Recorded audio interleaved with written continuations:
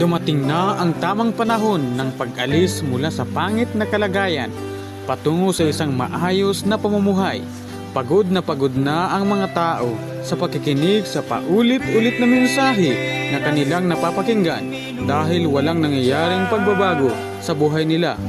Hanggang ngayon, mahirap at alipin pa rin sila. Narito ang isang mensaheng aakay sa iyo sa buhay na sagana sa lahat ng bagay.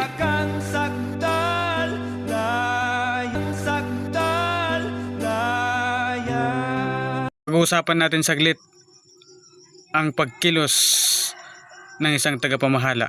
Paano nga ba kumilos ang isang tagapamahala? Ang isang tagapamahala ay hindi kumokontrol sa mga tao. Sa halip ay naglilingkod sa mga tao. Hindi nangingibabaw sa iba. Sa halip ay nagpapalakas sa tao. Gusto ng marami sila ang bida. Gusto ng marami sila ang sikat. Ang ganitong uri ng tao ay hindi tagapamahala. Sinasamantala nila ang kahinaan ng iba para masabi nila na sila ang malakas, sila ang boss, sila ang mahusay. Ang ganyang klaseng kaisipan ay pagkontrol sa tao. Hindi yun tagapamahala. Yun ang layunin ko. Gusto ko na kayo ay tumaas, makita ang inyong totoong kakayahan hanggang sa malaman ninyo ang inyong gawain o kakayahan. Ang totoong tagapamahala ay tumutulong sa iba na makita nila ang kanilang mga sarili at tumutulong sa iba na maniwala sa Diyos, na sa Diyos ay walang imposible. Naalala niyo ba ang sinabi ni Jesus sa 4 na lalaking mangingisda na walang mahirap sa mga taong nagtitiwala? Sinabi niya sa mga lalaking ang tingin nila sa kanilang sarili ay mga karaniwang mangingisda lamang. Ang sabi niya, humayo kayo sa buong daigdig. Sinabi niya sa kanila, hindi lang kayo pangbangka, hindi lang kayo pangsagwan, hindi lang kayo panglambat. Kayo ay mga taong ang gawain ay pangdaigdig. Sinisira niya ang kaisipang itinuro sa kanila ng kanilang relihiyon at kultura. Sinisira niya ang mga kaisipang itinuro sa kanila ng kanilang mga magulang. Ang sabi niya, pupunta na kayo sa buong daigdig at dalhin ninyo ang aking produkto, ang mabuting balita ng kaharian ng Diyos. Naglalagay siya ng malawak na kaisipan sa kanyang mga alagad at tinutulungan niya silang sampalatayanan ang mga ito. Iyan ang gawain ng isang totoong tagapamahala.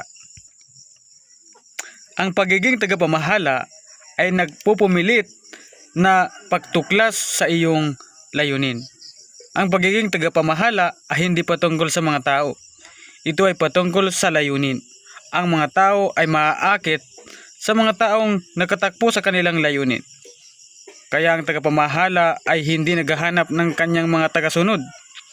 Siya ay mga taong abala sa pagsasakatuparan sa kanilang mga layunin.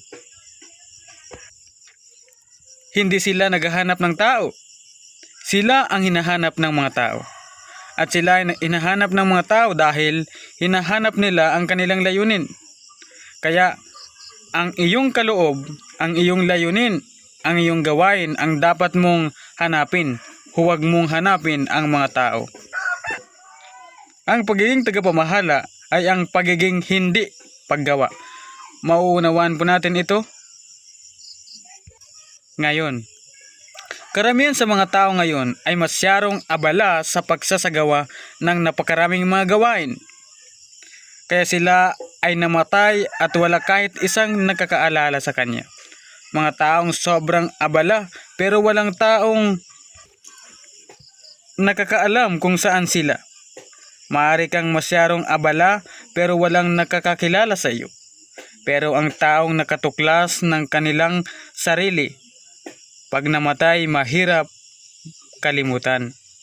Dahil kung natuklasan mo ang iyong sarili, hindi ka na umaasa sa kahit sinumang mga tao. hindi ka makikilala hanggat ikaw ay kaparehas lamang ng karamihan. Ito ang dahilan kung bakit ang isang tagapamahala ay original at hindi Xerox copy o pangalawang kopya. Karamihan sa inyo ay walang ibang iniisip kundi sumunod-sunod o gumaya sa ibang mga tao. At ang tawag ninyo doon ay style o estilo. Pero ang tawag ko doon ay kulungan. Kaya ang layunin mo sa buhay mo ay hindi ang maging katulad ng iba, kung hindi ang pagiging katulad ng iyong sarili. Kaya tandaan ninyo ito, matuto kayo sa iba, pero iwasan ninyong maging sila. Huwag ninyong gayahin ang kanilang style. Huwag ninyong gayahin kung paano sila tumayo. Huwag ninyong gayahin kung paano sila magsalita, pati ang kanilang mga estilo. Gamitin mo ang iyong sariling pagkatao. Kung mayroon kang iniidolong tao, kunin ninyo ang lahat ng pwede ninyong matutunan mula sa kanila. Pero huwag ninyong iisipin na maging sila. Ito ay original at isa lang ang katulad nila. Huwag ninyong hahayaang mawala ang inyong pagkatao dahil lamang sa panggagaya sa ibang mga tao. Ingatan mo ang pinakamahalagang kaloob na ibinigay sa iyo ng Diyos. At iyon ay ang iyong pagiging natatangi. Yung iyong pagkatao. Ikaw ay naiiba sa lahat. Ikaw lang ang katulad mo. At wala kang sinumang pwedeng kapalit. Kaya ang Diyos ay hindi kailanman gumawa ng anumang pag-uulit sa buhay. Kahit ang mga nilikha ay walang lubos na magkatulad. Oo, walang magkatulad. At kung mauunawaan mo ito, ikaw ay magugulat sa iyong mapapansin na kahit ang mga dahon ng iisang puno ay walang magkakatulad. Laging mayroong konting pagkakaiba. Maaari sa laki, hugis, o sa hitsura. Laging may pagkakaiba. Ang iyong mga mata ay magkaiba. Ang iyong mga daliri ay may pagkakaiba. Walang magkakatulad. Ang Diyos ay nagagalit sa pagiging parehas. Ang kambal ay hindi pareho. Kaya kung ikaw ay nanggagaya, winawala mo ang iyong halaga. Kaya ang totoong tagapamahala ay mga taong nagsasabing, ako ay naiiba mula sa lahat. Kaya kung sabihin nila sa iyo na ikaw lang ang ganyan, sagutin mo sila ng, lubos akong nagpapasalamat sa iyo. Matagal ko na itong hinahanap. At alam ba ninyo na ang panggagaya ay isang uri ng kahangalan? Kasi bago ka manggaya, kailangan mong iwala ang iyong sarili.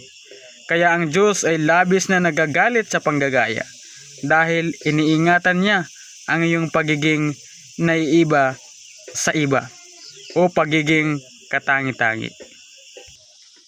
Ano man ang ating kinaroroonan sa buhay ngayon, tayo ay pinangungunahan ng isang tao sa pag-abot sa kalagayang ating kinaroroonan ngayon. Kaya napakahalagang suriin din natin ang ating mga sinusunod. Ang sabi ni Jesus, kung bulag ang umaakay sa isang bulag, pwede ba itong mangyari? Ayon kay Jesus, pwede. Ibig sabihin, pwede mong sabihin, mayroon naman kaming leader o tagapanguna. Ang tanong ay, nakakakita ba ang taong sinusunod mo? Ito ang ibig sabihin nito. Ang maabot ng iyong mga pinangungunahan ay kasing layo lamang ng iyong maaaring maabot. Kaya piliin ninyo ang inyong leader ayon sa kung saan mo gustong maabot. Pagpasyahan mo kung kanino ka susunod ayon sa gusto mong marating. Kung may nakakita kang isang taong gumagawa ng dakilang mga bagay, sila ang dapat mong sundan. Dahil kung ikaw ay naghahangad ng tagumpay, hindi ka dapat sumama sa isang limitado ang pag-iisip o sa isang taong bigo. Kaya ang pagiging tagapamahala ay hindi automatic. Ito ay nakadepende sa iyong sinusundang mga tao. Kaya kung ikaw ay sumusunod sa mga taong sarado ang pag-iisip at walang pinupuntahan, ibig sabihin, ikaw ay tumigil na sa iyong paglalakbay. Kaya, kinakailangan mong maging maingat sa pagpili ng iyong sinusundang mga tao.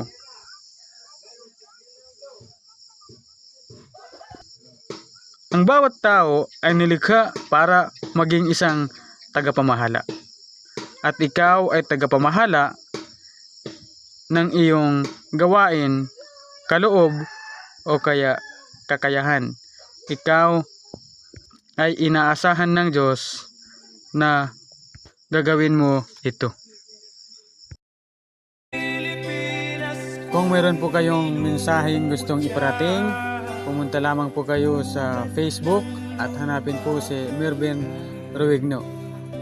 O kaya pwede kayong mag-text sa numerong 0993-8657-123. Maraming salamat po at pinagpala po kayo ng ating Panginoon.